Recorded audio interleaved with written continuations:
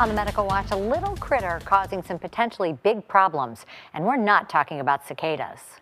These tree huggers may be getting all the attention right now, but we came out to talk about ticks. Just 2 weeks ago, I think the most I had on me was 16 at once. Just 2 days ago, I had 3 on me, so it kind of varies. They're an occupational hazard for Elliot Medina, who helps care for some of the 70,000 acres of forest preserve land in Cook County. The crews use DEET and cover up from head to toe when out in the field. Just walking past taller vegetation like this, grasses and brush, you're likely to encounter ticks. You're also likely to encounter things like poison ivy, which is right here. That's why visitors are encouraged to stay on groomed trails that even include a wide shoulder of mowed grass for another layer of safety. Generally, ticks like vegetation that's taller, so tall grasses, brushier areas like the woodland here.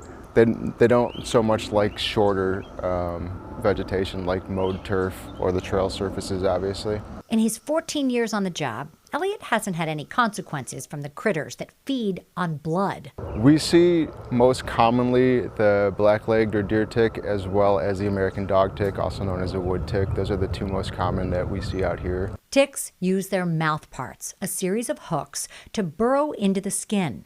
Once anchored, they insert another set of hooks to start to feed to capacity, which means they stick around for days if not found. I wish I could find one for you. They don't jump, they don't fly, so they're just waiting for someone to pass by to brush up against that vegetation, and then they try to hitchhike. Like this guy. He made his way back to WGN on our photographer. In most cases, when someone gets a tick, they'll just see it crawling on their clothing or their skin, and most times it won't have the chance to embed, particularly if you're being diligent. Check your skin every 2 hours when you're outside. If you do have a tick embedded, using tweezers, grasp it firmly but gently, and just pull straight out. Put the tick in a plastic bag and monitor for fever, flu-like symptoms, and muscle aches, which generally present in the first 1 to 2 weeks after exposure. Similar guidelines apply to pets. We are getting a lot more phone calls and seeing more dogs come in with ticks. Dr. Tamara Gardner says the warmer winter we experienced may be the reason for the uptick.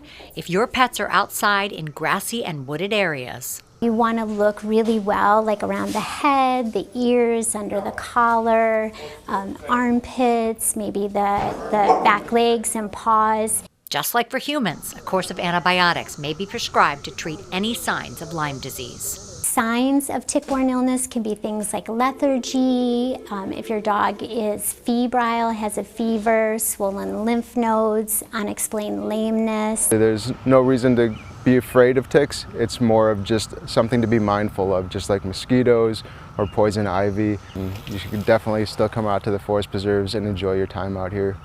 Veterinarians say pets should be on preventative medication all year round, not just during the warmer months. Back to you.